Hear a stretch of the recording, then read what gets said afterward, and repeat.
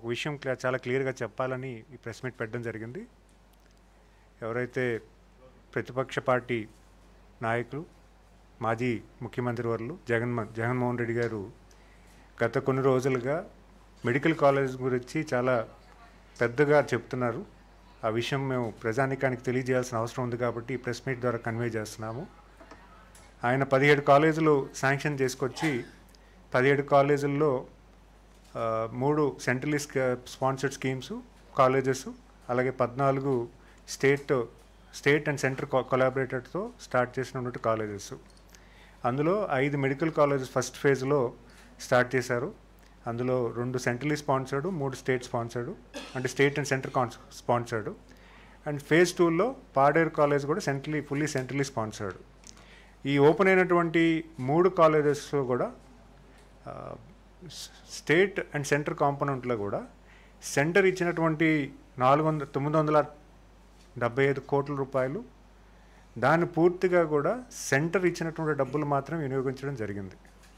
అంతేకాకుండా ఈ పథకంలో పీజీ మెడికల్ కాలేజెస్, ఇప్పుడు ఎగ్జిస్టింగ్ ఉన్నటువంటి పీజీ మెడికల్ కాలేజెస్లో ఏదైతే ఇన్ఫ్రాస్ట్రక్చర్ కోసం డెవలప్ చేయాలని సుమారు 700 కోట్లు ఇచ్చారో దాంట్లో వచ్చినటువంటి డబ్బులు కూడా 496 కోట్లు ఈ మెడికల్ కాలేజ్ కోసం ఖర్చు పెట్టడం జరిగింది. మిగతా ఉన్న డబ్బుల సంగతి తర్వాత పెడితే కేవలం కేంద్ర ప్రభుత్వం ఇచ్చినటువంటి డబ్బులు మాత్రం ఇక్కడ ఖర్చు పెట్టారు, కానీ రాష్ట్రం నుంచి 1 రూపాయి కూడా ఈ కాలేజెస్ కట్టడానికి ఎటువంటి ఉపయోగం జరగలేదనే విషయాన్ని ప్రజలకు తెలియజేస్తున్నాం. అంతేకాకుండా ఇక్కడ ఉన్నటువంటి కాలేజెస్లో కూడా ఈ 17 కాలేజెస్లో మేము కట్టాము చెప్పామంటున్నారు, కానీ పూర్తి స్థాయిలో 100% కంప్లీట్ అయితే జరగలేదు. ఇప్పుడు ఓపెన్ అయినటువంటి కాలేజెస్లో కూడా సుమారు 2500 కోట్ల బడ్జెట్ అయితే కేవలం 672 కోట్లు మాత్రమే ఖర్చు చేశారు. ఈ కాలేజీలో మళ్ళీ ఇన్ఫ్రాస్ట్రక్చర్ ఎస్టాబ్లిష్ చేయాలన్నా కూడా ఇప్పుడు కూటమి ప్రభుత్వానికి సుమారు 1900 కోట్ల రూపాయలని ఖర్చు చేయాల్సింది. అంటే ఏదో బిల్డింగ్ కట్టారు, కానీ ఆ బిల్డింగ్ హాస్పిటల్ కావాల్సినటువంటి మెకానిజం ఏదైతే హాస్పిటల్ అవ్వచ్చు, హాస్పిటల్లో ఉన్నటువంటి ఇన్ఫ్రాస్ట్రక్చర్ అవ్వచ్చు, మెడికల్ ఎక్విప్మెంట్ అవ్వచ్చు, దేన్ని కూడా సమకూర్చకుండా కేవలం బిల్డింగ్, క్లాస్ రూమ్స్ కట్టారు, హాస్టల్ రూమ్స్ కట్టారు, దానికి కలర్ వేశారు. అది కూడా ఏంటి, ఉన్నటువంటి ఈ 4 కాలేజెస్ మాత్రమే. మిగతా ఏ కాలేజీకి కూడా ఆయన కనీసం పునాది నుంచి కూడా పైకి రాలేని పరిస్థితి మనందరికీ తెలిసిన విషయమే. అయితే ముఖ్యంగా ప్రజలు గమనించాల్సింది ఏంటంటే ఇక్కడ ఉన్నటువంటి కాలేజెస్ 17 కాలేజీలు కూడా ఆయన చెప్పినటువంటి వాస్తవం ఎటువంటిది లేదనే సంగతి కూడా నేను అందరికీ కూడా తెలియజేసుకున్నాను. ఈరోజు ఈ 5 ఏళ్ల కాలంలో 17 కాలేజీలు శాంక్షన్ చేశాము, 17 కాలేజీలు శాంక్షన్ చేశామని గొప్పగా చెప్పుకుంటున్నారు, కానీ వాస్తవానికి ఆయన చేసినటువంటి ప్రయత్నంలో కేవలం బిల్డింగ్లు మాత్రమే కట్టారు, కానీ దానికి ఉన్నటువంటి ఇన్ఫ్రాస్ట్రక్చర్ ఏది కూడా ఇవ్వలేదనే సంగతి కూడా చెప్పదలుచుకున్నాను. అంతేకాకుండా పీజీల కోసం ఏదైతే ఇప్పుడు ఎగ్జిస్టింగ్ ఉన్న కాలేజెస్కి పీజీ ఇన్ఫ్రాస్ట్రక్చర్ డెవలప్మెంట్ చేయాల్సిన బాధ్యత కూడా స్టేట్ గవర్నమెంట్ ఉంది. అది వర్క్ స్టార్ట్ చేసామని చూపించి ఆ నిధులు కూడా ఈరోజు డైవర్ట్ చేసి ఇతర అవసరాలకు వాడుకోవడం జరిగింది. అంటే ఇప్పుడు ఉన్నటువంటి పీజీ కాలేజ్ స్టూడెంట్స్కి కూడా ఇన్ఫ్రాస్ట్రక్చర్ చేయాల్సిన బాధ్యత స్టేట్ గవర్నమెంట్కి సెంట్రల్ గవర్నమెంట్ ఇచ్చిన బాధ్యతను కూడా వాళ్ళు దుర్వినియోగం చేసి ఆ ఫండ్స్ని కూడా డైవర్ట్ చేయడం జరిగింది. మరి అంతేకాకుండా ఈరోజు మనం ఇప్పుడు ఆపరేట్ అవుతున్న కాలేజ్ మోడల్స్ కూడా మనం చూడాలి. ఈ కాలేజీలో 50% గవర్నమెంట్ సీట్స్, అలాగే 35% కేటగిరీ బి కింద ఇస్తున్నారు, అలాగే 15% కేటగిరీ సి కింద ఇస్తున్నారు. కేటగిరీ బి కింద ఉన్నటువంటి వాళ్ళకి సుమారు 14 లక్షల రూపాయలు ఫీజు కింద కలెక్ట్ చేస్తున్నారు. కేటగిరీ సి ఉన్న వాళ్ళకి ఎన్ఆర్ఐ కోటాకి లాగే వాళ్ళకు కూడా ఒక 25 lakhs వరకు కూడా చేయడం జరుగుతూ ఉంది. అంటే సుమారు ఇప్పుడు ఉన్నటువంటి సెల్ఫ్ ఫైనాన్స్డ్ మోడల్ అని వాళ్ళు చెప్పుకున్న విధానం ఏదైతే ఉందో అది సుమారు ప్రైవేటు కాలేజ్కి ఉన్నటువంటి విధానమే. ఇప్పుడు ఏదైతే ప్రైవేట్ కాలేజ్లో ఉన్నదో సేమ్ మోడల్ వాళ్ళు కూడా చేస్తున్న మోడలే. అంటే ఇప్పుడు ప్రైవేట్ కాలేజ్లో 50% ఒకలాగా, కేటగిరీ బి కింద 35%, కేటగిరీ సి కింద 15%. ఇప్పుడు ప్రైవేట్ కాలేజ్లో ఏదైతే మోడల్ ఉందో అదే మోడల్ గతంలో ఆయన ప్రభుత్వంలో కూడా ఈరోజు మెడికల్ కాలేజ్, కొత్తగా ఇచ్చినటువంటి మెడికల్ కాలేజ్ ఆపరేట్ చేస్తున్నారు. ఇప్పుడు గౌరవ ముఖ్యమంత్రి గారు మనకి కావాల్సినటువంటి మిగతా ఉన్నటువంటి కాలేజ్ని అన్నీ కూడా కంప్లీట్ చేయాలని ఆయన ఇప్పుడు సుమారు ఆ కాలేజ్ కంప్లీట్ చేయాలన్నా కూడా చాలా పెద్ద బాధ్యత కాబట్టి ఒక P3 model, public private partnership model గతంలో మనం చూసాము. ఎన్నో సంస్కరణలు గౌరవ ముఖ్యమంత్రి గారి చేతుల మీద జరిగాయి. ఎయిర్పోర్ట్ ఆధునీకరణ అవ్వచ్చు కానీ, ఈరోజు పోర్ట్స్లో విషయంలో కానీ ఎక్కడ కూడా ఫెసిలిటీస్ అనేది సామాన్యుడికి భారం లేకుండా, ఎందుకంటే ఈరోజు ఎయిర్పోర్టు గవర్నమెంట్ ఆపరేటెడ్ ఎయిర్పోర్ట్స్ ఉన్నాయి, అలాగే P3 మోడల్లో ఆపరేట్ అవుతున్నటువంటి GMR లాంటి ఎయిర్పోర్ట్స్ ఉన్నాయి. ఎక్కడ కూడా సామాన్యుడికి భారం లేకుండా ఎలాగైతే అమలు చేశారో, ఒక సక్సెస్ఫుల్ మోడల్ ఎలాగైతే తీసుకొచ్చారో, అలాంటి మోడల్లే ఈ మెడికల్ కాలేజెస్ ఏవైతే మనం ఇనిషియేట్ చేశారో, గత ప్రభుత్వం ఇనిషియేట్ చేశారో దాన్ని పూర్తి చేయాలని ఒక బాధ్యతతో ఈరోజు గౌరవ ముఖ్యమంత్రి గారు P3 మోడల్లో తీసుకొచ్చారు. ఇప్పుడు రన్ అవుతున్నటువంటి కాలేజెస్లో ఏ రకంగా అయితే ఫీజు స్ట్రక్చర్ ఉందో, అదే ఫీ స్ట్రక్చర్లో కొత్త కాలేజెస్లో కూడా కొత్త కాలేజీలో ప్రతిపాదన చేసి ప్రైవేట్ ఫ్లేవర్స్ని గవర్నమెంట్తో కొలాబరేట్ అయ్యి కాలేజెస్ని ఎస్టాబ్లిష్ చేయమని రిక్వెస్ట్ చేయడం జరిగింది. సో దానికి కూడా ఇంకా ప్రాసెస్ ఇనిషియేట్ చేయడం జరిగింది. కానీ ఇక్కడ ప్రైవేటైజేషన్ అనే మాట మాత్రం పూర్తి స్థాయిలో అవాస్తవం సంగతి ప్రజానీకానికి తెలియజేస్తున్నాను. ఇప్పుడు మన హైదరాబాద్ GMR ఎయిర్పోర్ట్ ఉంది, గవర్నమెంట్ అండ్ ప్రైవేట్ పార్ట్నర్షిప్లో రన్ అవుతుంది. కానీ అక్కడ ఎయిర్పోర్ట్ టికెట్ రేటు పెరగలేదు. అలాగని మనకున్నటువంటి గవర్నమెంట్ ఎయిర్పోర్ట్ అథారిటీ రన్ చేస్తున్నటువంటి ఎయిర్పోర్ట్లో కూడా టికెట్ ఏం మారలేదు. ఇక్కడ కేవలం ఏంటంటే ఒక సక్సెస్ఫుల్ మోడల్ తీసుకురావాలి, గవర్నమెంట్ బర్డన్ లేకుండా ఒక మంచి సిస్టమ్ ఎస్టాబ్లిష్ చేసే విధానాన్ని ఈరోజు గౌరవ ముఖ్యమంత్రి గారు తీసుకెళ్లే ప్రయత్నం చేస్తున్నారు. దాన్ని పూర్తిగా తప్పుదోవ పట్టి ప్రైవేటైజేషన్ అని చెప్పి ఒక తప్పుడు సంకేతం ఈరోజు ప్రజానీకంగా అందిస్తున్నటువంటి జగన్మోహన్ రెడ్డి గారిని పూర్తి స్థాయిలో ప్రజలు ఏ రకంగా విస్మరించరని, ఆయన పరిపాలన అందరూ కూడా చూశారనే విషయాన్ని కూడా అందరికి కూడా తెలుసు. సో ఆయన ఏ రకంగా ఈ లాస్ట్ 5 years గత పరిపాలనలో ఏ రకంగా ఏం చేశారన్న సంగతి ప్రతి డిపార్ట్మెంట్ను కూడా నిర్వీర్యం చేస్తూ ఆయన పూర్తి స్థాయిలో ఏ రకంగా అయితే ప్రభుత్వాన్ని డెవలప్మెంట్ పూర్తి స్థాయిలో ఆపారో ఆ సంగతి ప్రజానీకానికి తెలుసు. ఈరోజు ప్రభుత్వం తీసుకున్న నిర్ణయాలు పూర్తిగా సామాన్యుని దృష్టిలో పెట్టుకొని ప్రతి ఒక్కరికి కూడా న్యాయం చేసే విధానాన్ని తీసుకొచ్చే విధంగా ఈరోజు గౌరవ ముఖ్యమంత్రి గారు పరిపాలన చేస్తున్నారన్న విషయం తెలియజేసుకుంటూ, మరి అంతేకాకుండా ఈరోజు గౌరవ ముఖ్యమంత్రి గారు ప్రతి జిల్లాలో మెడికల్ కాలేజ్ ఉండాలని ఒక బాధ్యత తీసుకొని 1995-2004 సమయంలో సుమారు 19 మెడికల్ కాలేజ్ స్థాపించారనే విషయం కూడా ప్రజలకు తెలియజేసుకుంటున్నాను. మరి అంతేకాకుండా 14 నుంచి 19లో కూడా 8 మెడికల్ కాలేజ్ స్థాపించారు. మరి అంతేకాకుండా ఈరోజు ఎన్టీఆర్ అండ్ చంద్రబాబు నాయుడు గారి పరిపాలనలో 6 గవర్నమెంట్ మెడికల్ కాలేజీలు కూడా ప్రారంభమైన విషయాన్ని కూడా మీ అందరికీ తెలియజేస్తున్నాను. మరి అంతేకాకుండా ఈరోజు నిమ్స్ కానీ, సిమ్స్ కానీ, ఎయిమ్స్ కానీ, టాటా క్యాన్సర్ ఇన్స్టిట్యూట్ కానీ, అలాగే బసవతారకమ్మ క్యాన్సర్ హాస్పిటల్ కానీ, ఇలాంటి సూపర్ స్పెషాలిటీ హాస్పిటల్ కూడా ప్రజలకి చేరువుగా తక్కువ ధరకే ట్రీట్మెంట్ వచ్చేలాగా గౌరవ ముఖ్యమంత్రి గారు కార్యాచరణ చేసి ఇవన్నీ కూడా అలవర్చారన్న సంగతి కూడా మీ అందరికీ కూడా తెలియజేసుకుంటున్నాను.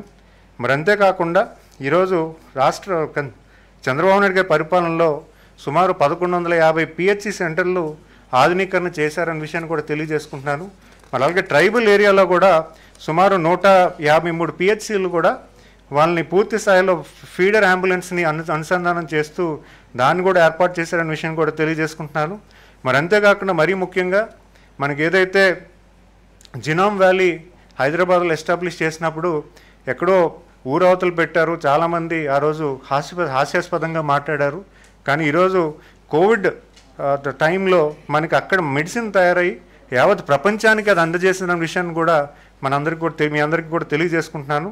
మరి అంతేకాకుండా ఈరోజు రాష్ట్రంలో 5 కోట్ల మందికి ఇన్సూరెన్స్ పాలసీని కూడా తీసుకొచ్చి 25 లక్షల వరకు ఇన్సూరెన్స్ వర్తించే పథకాన్ని కూడా ప్రవేశపెట్టిన దాని విషయాన్ని కూడా మీ అందరికీ కూడా తెలియజేసుకున్నాను. మరి అంతేకాకుండా ఈరోజు గౌరవ ముఖ్యమంత్రి గారు ఒకటే అంటారు, హెల్త్ వెల్త్ హ్యాపీ ఏపీ కోసం ప్రజలకు కావాల్సినటువంటి హెల్త్ మీద పూర్తి స్థాయిలో ఆయన పరిపాలనలో అన్ని రకాలుగా సపోర్ట్ చేయడం విషయం కూడా మనందరం కూడా గమనించాలనే విషయాన్ని కూడా మీ అందరికీ కూడా తెలియజేస్తున్నాను. ఎందుకంటే చాలా విషయాల్లో గౌరవ ముఖ్యమంత్రి గారు డాక్టర్స్ ఉండాలి, ఇంజనీర్స్ ఉండాలి. ఈరోజు మనం చూసుకుంటే నేను ఒక NRA మంత్రిగా కూడా చెప్పగలుగుతున్నాను, ఏ దేశం వెళ్ళినా కూడా మన తెలుగు వాళ్ళ డాక్టర్స్ కింద అక్కడ ఒక వెల్ ఎస్టాబ్లిష్డ్గా ఉన్నారంటే గతంలో ఇప్పుడు తెలుగుదేశం ప్రభుత్వంలో తీసుకున్నటువంటి నిర్ణయాలు అన్నీ కూడా ఈరోజు తెలుగు వాళ్ళకి ఎంతోమందికి డాక్టర్స్ కింద కన్వర్ట్ అయ్యి మనకి దేశ విదేశాల్లో సర్వీస్ ఇస్తున్నారనే విషయాన్ని కూడా నేను తెలియజేసుకుంటున్నానని మనవి చేసుకుంటున్నాను. అలాగే మా సోదరులు కూడా మాట్లాడతారు. పాత్రికేయ మిత్రులందరికీ నమస్కారం. ఈ వైసీపీ అనే విషవృక్షం కంప్లీట్గా ఏళ్ళ దగ్గర నుంచి, కొమ్మల దగ్గర నుంచి, ఆకుల దగ్గర నుంచి, ఎండు ఆకులు కూడా విషపూరితం. వాళ్ళు ఇప్పుడు ఆ విత్తనాలు జల్లుదామనే ప్రయత్నం గతంలో జరిగింది. ఆ విత్తనాలు జల్లుదామని ఆ కోడికత్తి డ్రామా ఆడినప్పుడు అందరూ నమ్మారు. తర్వాత గులకరాయి డ్రామాకి వచ్చేటప్పటికి ఏదైతే ఈ విష విత్తనాలు ఉన్నాయో ఈ పనిచేయలే. మళ్ళీ అదే పాలసీ మళ్ళీ స్టార్ట్ చేశారు. ఈ విషవృక్షం వైసీపీ అనే విషవృక్షం ద్వారా వచ్చిన ఆ విత్తనాలని మళ్ళీ అనేక రకాలుగా ఈ ఏదైతే ఎన్డీఏ కూటమి వచ్చిందో తర్వాత విష విత్తనాలను కూడా జల్లుదామనే ప్రయత్నం మరి గత ప్రభుత్వంలోనే వాళ్ళ ప్రభుత్వాన్ని చూసి ఆ విత్తనాలు జల్లటం వల్ల 11 సీట్లకు పరిమితం అయ్యారు. ఎవరు నమ్మట్లేదు ప్రజలని అప్పుడు గమనించకుండా మళ్ళీ ఏదైతే ఎన్డీఏ కూటమి చేస్తున్న ప్రతి మంచి పనిని కూడా విషాన్ని నింపుదామనే ప్రయత్నం చేస్తున్నారు తప్ప వాళ్ళు ఒక రాంగ్ డైరెక్షన్లో ప్రజలను తీసుకెళ్దాం అనే ఆలోచనతోనే ముందుకు వెళ్తూ ఉన్నారు. ఏదైతే ఎంబీబీఎస్ ఏదైతే ఈ మెడికల్ కాలేజీల్లో వాళ్ళు చేస్తున్న హంగామా మరి అంతా ఇంత కాదు. మొన్న మాట్లాడుతూ ఆయన ఆహా ఓహో అన్నారు. ఆహా ఓహో అంటారా అవి చూస్తాయని చెప్తా ఉన్నారు. మరి ఆల్రెడీ వాళ్ళు చేసిన విన్యాసాలకి ప్రజలు ఆహా ఓహో అనే 11 సీట్లకు పరిమితం చేశారు. ఈ రోజున ఏదైతే వీళ్ళు ప్రారంభించేసాం మేము 5 కాలేజీలు అని చెప్తూ ఉన్నారో సుమారు 5 కాలేజీలు ప్రారంభించడానికి అవసరమైన నిధులు 2,563 కోట్లు అవసరమైతే వీళ్ళు కేవలం 671 కోట్లు మాత్రమే ఖర్చు పెట్టారు. అది కూడా పూర్తిగా కేంద్రం ఇచ్చిన నిధులతోనే వాళ్ళు ఈ కాలేజీలు నిర్మించడం జరిగింది. అది అరకొరగా నిర్మించడం జరిగింది. ఎక్కడ ఏ ఫెసిలిటీస్ లేకుండా అవి నిర్మించడమే కాకుండా సుమారు 5 నిర్మించి 17 కాలేజీలు కూడా మేము స్టార్ట్ చేసాం. ఆహా ఓహో కింద ఉన్నాయని చెప్పేసి ఆయన చెప్పుకుంటా ఉన్నాడు. అయితే ఈ రోజు వరకు కూడా సింగిల్ రూపాయి పెట్టకుండా ఒక్క రూపాయి కూడా ఈ రాష్ట్ర ప్రభుత్వం ఇవ్వకుండా కేవలం కేంద్ర ప్రభుత్వం రిలీజ్ చేసిన నిధులన్నీ ఖర్చు పెట్టి మేము అన్నీ కంప్లీట్ చేసేసామనే విష ప్రచారం చేస్తూ ఉన్నారు. వీళ్ళు ఏదైతే 671 కోట్లతో కేంద్ర నిధులతో కట్టారో ఇంకా సుమారు 7,000 కోట్ల అవసరమో ఆ భారం ఏదైతే మన షేరు ఈ స్టేటు సుమారు 14 కాలేజీల్లో స్టేట్ అండ్ కేంద్రం కొలాబరేషన్తో నిర్మించవలసిన 14 కాలేజీలు నిర్మించవలసిన ఇప్పుడు పూర్తి బాధ్యత మన మీద భారం పడే పరిస్థితి ఏర్పడ్డది. అయితే ఈ కరోనా సమయంలో కూడా పూర్తిగా ఆయన అవగాహన ప్రెస్ ముందుకు వచ్చి బ్లీచింగ్ చల్లండి, ఇంటి ముందు నోట్లో పారాసిటమాల్ వేసుకోండి, మాయమైపోతుంది కరోనా అని చెప్పేసి చెప్పడం జరిగింది. అదేవిధంగా అదే నెగ్లిజెన్స్తో మరి సుమారు 1,00,000 మంది చనిపోతే ఆయన ప్రెస్ ముందుకు వచ్చి 50,000 మంది మాత్రమే చనిపోయారని చెప్పడం విడ్డూరం. అదేవిధంగా కేంద్ర ప్రభుత్వం సిఆర్ఎస్ ప్రకారం 2021లో సుమారు 1,00,000 మంది చనిపోయారు ఆంధ్ర రాష్ట్రంలో అని వెల్లడించడం, ఈయన 50,000 అని చెప్పడం, ఆయన సమర్థించుకోవటం, ఎదటి వాళ్ళ మీద ఏదన్నా నిజం ఉన్నా సరే విషయం చిమ్మటం, ఈయన బుద్ధి మరి మనందరం గమనించవలసిన పరిస్థితి ఎంతైనా ఉందని తెలియజేసుకుంటా ఉన్నాను. అదేవిధంగా ఏదైతే ప్రభుత్వ మెడికల్ కాలేజీల్లో 50% సీట్లు ప్రైవేటీకరణ చేసింది జగన్ కాదా అని నేను అడుగుతా ఉన్నాను. ఈ కమిషన్ల కోసం పూర్తిగా ఈ కల్తీ మద్యం ఇవ్వటం వల్ల సుమారు 30 లక్షల మంది ఈ లివర్లు కానీ కిడ్నీలు కానీ పాడయ్యి సరైన వైద్య సదుపాయాలు కూడా లేకుండా ఇబ్బంది పడిన పరిస్థితి. మరి ఎన్డీఏ కూటమి తెలుగుదేశం ప్రభుత్వంలో గతంలో ఇటు ఎన్టీఆర్ గారు ఇటు చంద్రబాబు నాయుడు గారు సుమారు 28 మెడికల్ కాలేజీలు నిర్మించడం జరిగింది.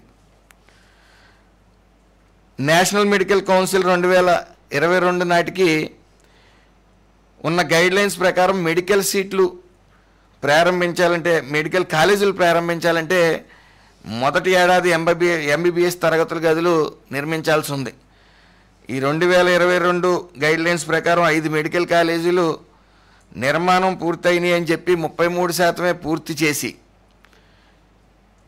అనుమతులు పొందటం అనేది ప్రశ్నార్థకం. మరి ఈయన అరకొరగా నిర్మించి 33% మాత్రమే నిర్మించి సుమారు 2573 కోట్లు అవసరమైన చోట 671 కోట్లు ఖర్చు పెట్టి కాలేజీలు ప్రారంభించడం అనేది విచిత్రమైన విషయం. అలాగే ఈ 5 ఏళ్ల పాలన 5 మెడికల్ కాలేజీలకు రాష్ట్ర బడ్జెట్ నుంచి జగన్ మీకు ముందే చెప్పినట్టు పైసా కూడా ఖర్చు పెట్టిన వైను.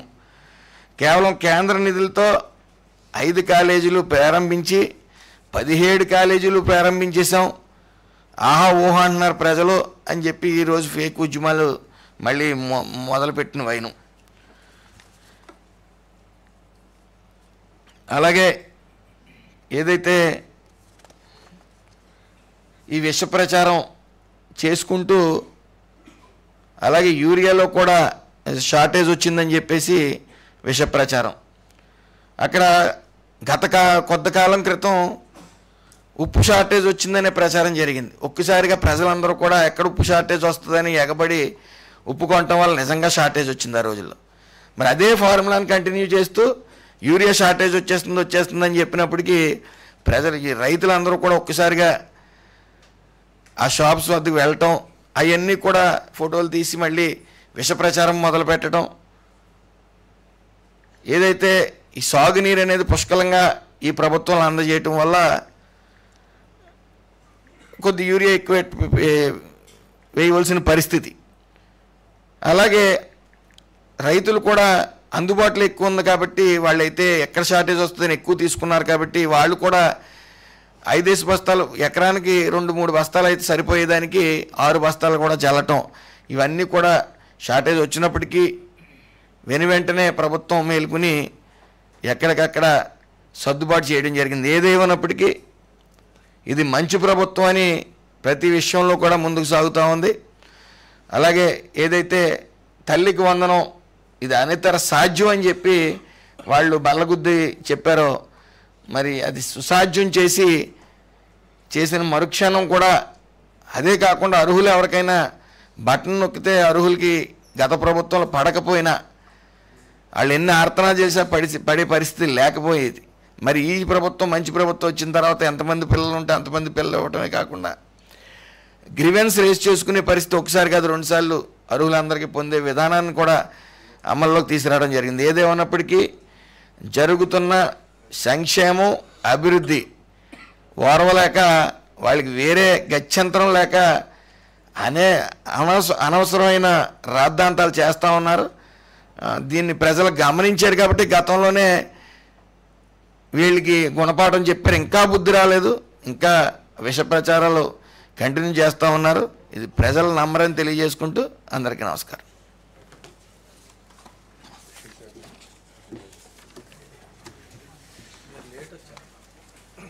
లేట్ వచ్చా